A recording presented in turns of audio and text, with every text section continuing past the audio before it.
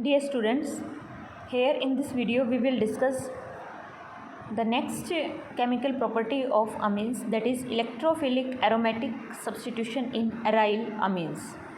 ये सिर्फ हम अराइल अमीन्स की बात कर रहे हैं और इनमें इलेक्ट्रोफिलिक एरोमेटिक सब्स्टिट्यूशन.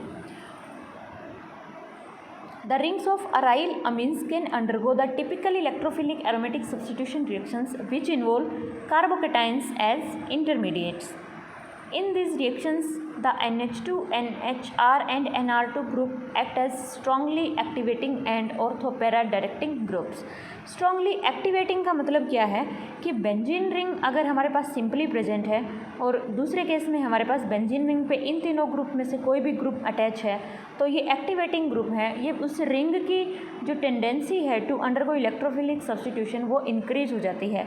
और ऑर्थोपैरा डायरेक्टिंग ग्रुप का मतलब क्या है कि जो इनकमिंग इलेक्ट्रोफाइल है उसको ये ऑर्थो एंड पैरा पोजिशन पे डायरेक्ट करते हैं. किस तरीके से करते हैं कि ऑर्थो और पैरा पोजिशन पे प्लस चार्ज क्रिएट कर देते हैं ये, और इलेक्ट्रोफाइल वहाँ पे हमारा क्या आ जाता है, अटैक कर सकता है, क्योंकि वो इलेक्ट्रॉन जो हमारा इलेक्ट्रोफाइल है इलेक्ट्रॉन रिच है उसको पॉजिटिव चार्ज जहाँ कम इलेक्ट्रॉन डेंसिटी होगी वो उस एरिया पे अटैक करेगा. This is because the pair of unshared electrons on the nitrogen of these groups enables these groups to donate electrons by resonance mechanism. देखिए कैसे during electrophilic aromatic substitution of benzene itself, the carbocation intermediate formed by the attack of electrophile is a resonance hybrid of three contributing structures as shown below. कि simple benzene ring पे कोई electrophile attack करेगा तो हमारे पास तीन intermediate carbocations की formation होती है. ये आपने पहले भी स्टडी किया है, एक बार देख लीजिए. डबल बॉन्ड है हमारा, यहाँ पे हमारा इलेक्ट्रोफाइल अटैक करेगा, H और E इस पोजीशन पे आ जाएंगे और दूसरी साइड में हमारा प्लस चार्ज, फिर रोटेशन हो जाएगी डबल बॉन्ड की और प्लस चार्ज हमारा पूरी रिंग पे ऐसे इन तीन पोजीशंस पे फिक्स होता रहेगा, रोटेट होता रहेगा, डिलोकलाइज रहेगा. But when benzene ring containing NH2, NHR or NR2 group attached to it undergoes electrophilic attack, the intermediate carbocation formed have additional contributing structures. ये तीन स्ट्रक्चर्स तो होंगे ही, इनके एडिशनल दो और इंटरमीडिएट कार्बोकेटाइन के स्ट्रक्चर होते हैं और जितने ज़्यादा रेजोनेंस स्ट्रक्चर होंगे उतना ही ज़्यादा वो हमारा क्या होता है, स्टेबल होता है.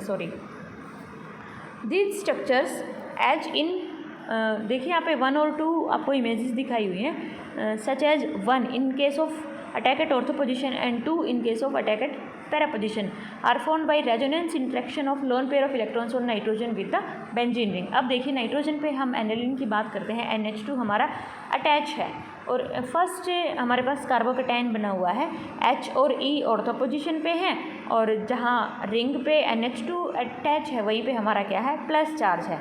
तो एक एडिशनल स्ट्रक्चर क्या बनेगा, जो नाइट्रोजन पे लोन पेयर है वो रिंग और नाइट्रोजन के बीच में डबल बॉन्ड क्रिएट कर देगा. देखिए, और नाइट्रोजन पे हमारा क्या आ जाएगा, पॉजिटिव चार्ज. ऐसे ही जब पैरा पोजिशन पे हमारा इलेक्ट्रोफाइल है उस केस में भी हमारा क्या रहेगा, ये देखिए डबल बॉन्ड की कैसे इन्होंने दिखाई हुई है कि नाइट्रोजन और रिंग के बीच में डबल बॉन्ड आ जाएगा और जो हमारा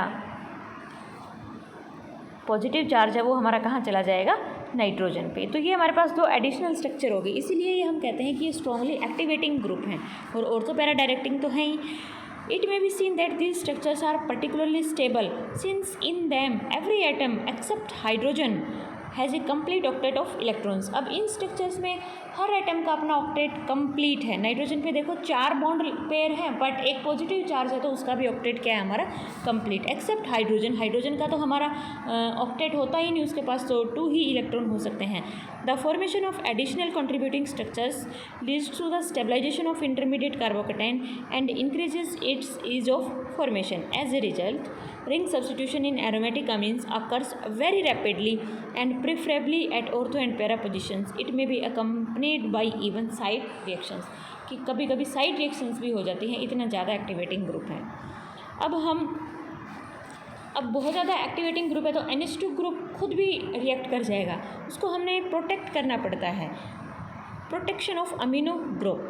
It is sometimes necessary to decrease the speed of reaction or prevent the formation of side products by acetylation of the amino group before introducing a substituent into the ring. कि ring में कोई भी substituent add करने से पहले, substitute करने से पहले हमें अमीनो ग्रुप को एसिटाइलेशन करना पड़ता है। द एसिटाइलेटेड अमीनो ग्रुप कौन सा हो जाएगा, NHCOCH3 is also activating and ortho para directing but much less powerful than the free amino group. This is due to the fact that oxygen of the carbonyl group tends to withdraw the unshared pair of electron on nitrogen towards itself and thus makes this pair less available for donation to the aromatic ring. और ऐसा क्यों होता है, क्योंकि NHCOCH3 में जो CO group है, carbonyl group पे ऑक्सीजन है, उसका इलेक्ट्रॉन विड्रॉइंग नेचर है, वो नाइट्रोजन से इलेक्ट्रॉन को थोड़ा अपनी तरफ क्या करेगा, अट्रैक्ट करेगा. That's why it is less available to donation in the ring. As such, the ring is not strongly activated. Therefore, the protection of amino group by acetylation can be used to control the rate of electrophilic substitution and prevent the occurrence of side reactions. That's why इसको हम protect कर लेते हैं. First reaction देखिए यहाँ पे electrophilic aromatic substitution में halogenation. हमारे पास क्या है, अमीन है, एनेलिन हमने लिया है, एरोमेटिक सिंपल अमीन लिया है, हमने कोई हेलोजन इस पर क्या करना है, सब्स्टिट्यूट करना है. Halogenation of aromatic amines proceeds at a very fast rate and all the available ortho and para positions get halogenated even in the absence of a catalyst. देखिए इतनी strong reaction हो रही है. Thus aniline on treatment with aqueous solution of bromine readily forms 2,4,6 tribromoaniline. हमने simple aniline को bromine के साथ react कराया, एक्वस ब्रोमीन हमने लिया है, क्या बनेगा हमारा 2,4,6 tribromoaniline along with the formation of 3 molecules of hydrogen bromide HBr. If a mono halogen derivative is desired, लेकिन हमने तो कोई मोनो हेलोजन डेरिवेटिव बनाना है, तो हम क्या करेंगे भाई, हम प्रोटेक्ट कर देंगे, रिएक्शन की स्पीड क्या हो जाएगी, कम हो जाएगी. If a mono halogen derivative is desired the amino group is first acetylated and then the ring is halogenated. After the halogenation the parent amino group is regenerated by the hydrolysis of the substituted amide to get the substituted Amin.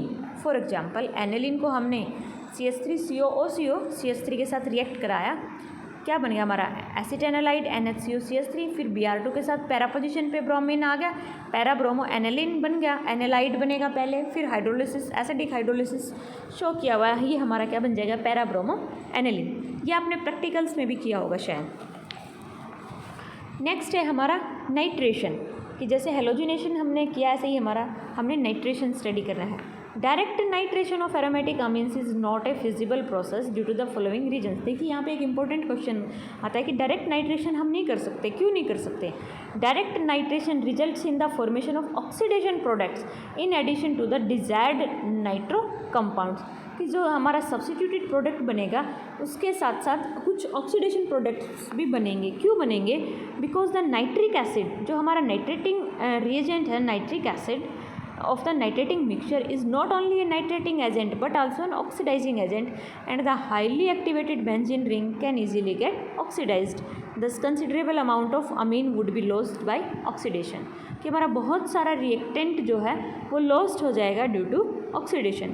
Second, even though amino group is ortho para directing but direct nitration results in the formation of mixture of Meta and para derivatives. यहाँ पे Meta और para derivative भी बनेंगे. क्यों बनेंगे, देखिए in strongly acidic medium the amine is converted into anilinium ion.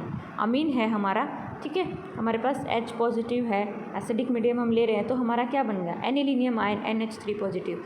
अब एनालिनियम पे देखिए पॉजिटिव चार्ज है रिंग को देने के लिए, अब इसके पास लोन पेयर नहीं है, अब इसका उल्टा इफेक्ट हो गया. In the anilinium ion the nitrogen has no longer got an unshared pair of electrons but has a positive charge and as such directs a large percentage of the entering groups to the meta position. पता चला आपको कि उसके पास positive charge है, इसलिए जो entering group है वो कहाँ आ जाएगा, हमारा मेटा पोजिशन पे. In view of the reasons given above, ये दोनों रीजन्स हैं, इनकी वजह से nitration is best carried out using an acetylated amine rather than the free amine. Acetylation lowers the reactivity of aromatic ring and thus prevents the formation of oxidation products. At the same time, acetylated amino group leads to the formation of products having the substituents in the ortho and para positions only. Thus, we have aniline, acetanilide, para-nitroacetanilide and para-nitroaniline plus acetic acid. ये reaction आपको समझ आ गई होगी. Last है हमारा sulphonation. Sulphonation में क्या है? In spite of the presence of strongly activating amino groups, the sulphonation of aromatic amines takes place under drastic conditions. For instance, aniline gets sulfonated only when heated at 453 to 463 Kelvin for 4 to 5 hours with concentrated sulfuric acid, para-amino benzene sulfonic acid, commonly called sulfonilic acid, being the main product. The process is known as baking and takes place via the amine salt, that is anilinium hydrogen sulfate in this case. यहाँ देखो क्या कह रहा है कि हमने about two reactions में तो देखा था कि बहुत ही फास्ट रिएक्शन हो रही है, स्टर रिएक्शन हो रही है, हमने उसको रिएक्टिविटी को कम करने के लिए उसका एसिटाइलेशन भी किया है। इस केस में हमारा क्या है, उल्टा है, रादर हम ड्रास्टिक कंडीशंस यूज कर रहे हैं, हाई टेम्परेचर यूज कर रहे हैं, टाइम भी ज़्यादा ले रहा है, तब जाके हमारा क्या बन रहा है, प्रोडक्ट। ऐसा क्यों है? और उसमें भी हमारा जो इंटरमीडिएट है क्या बन रहा है, एनिलीनियम हाइड्रोजन सल्फेट बनेगा, पहले NH2 पे डायरेक्ट H2SO4 ऐड हो जाएगा, फिर उसको हम हीट करेंगे, फिर हमारे पास क्या बनेगा, सल्फेनिलिक एसिड। देखिए, the use of strong reaction conditions can be explained in terms of the fact that the amine is first converted into anilinium salt. हमने अभी ऊपर वाली रिएक्शन में देखा था कि एसिडिक मीडियम में हमारा एनिलीनियम सॉल्ट बन जाएगा।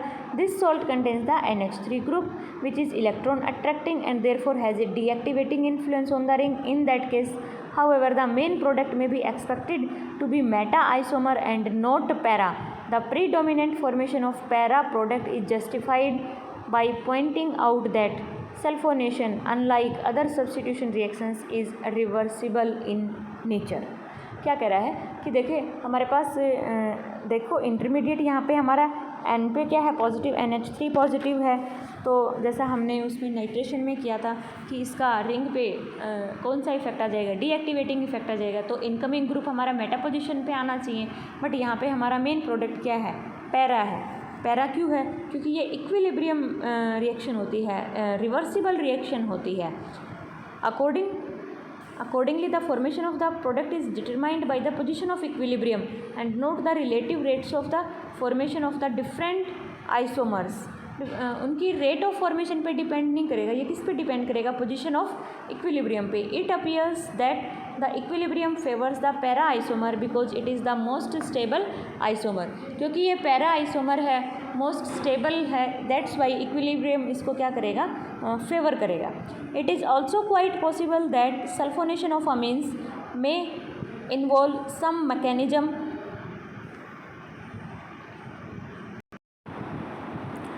It is also quite possible that sulfonation of amines may involve some mechanism which is entirely different from that of other aromatic substitution reactions.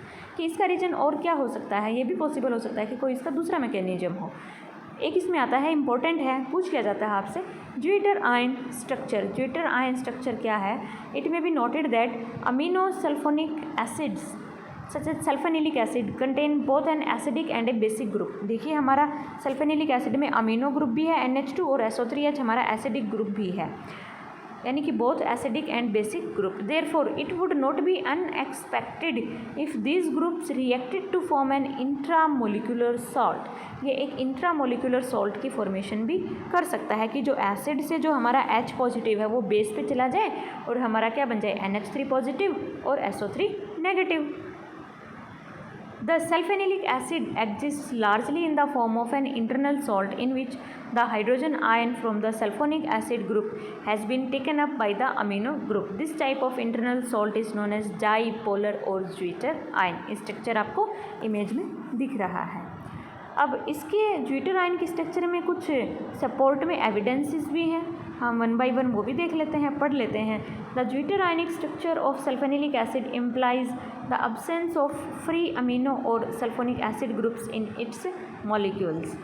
क्या कह रहा है कि इसमें फ्री अमीनो और फ्री सल्फोनिक एसिड ग्रुप नहीं है। उसको सपोर्ट करने के लिए कौन कौन से फैक्ट हैं? फर्स्ट क्या है, sulphanilic acid decomposes with melting at 553 to 573 kelvin. क्या कह रहा है कि सल्फोनिलिक एसिड जो है 553 से 573 केल्विन पे डिकम्पोज हो जाएगा मेल्टिंग के साथ, while benzene sulphonic acid having the free sulphonic acid group लेकिन जहाँ फ्री सल्फोनिक एसिड ग्रुप है जिन कंपाउंड्स में, और एनालिन जहाँ पे फ्री अमीनो ग्रुप है, वो बहुत ही कम टेम्परेचर पे मेल्ट हो जाते हैं, only 339 kelvin and 268 kelvin respectively. इसका मतलब क्या हुआ, इसमें ना तो फ्री सल्फोनिक एसिड ग्रुप है, ना हमारा फ्री अमीनो ग्रुप है, ये एक इंट्रामोलिकुलर सॉल्ट है।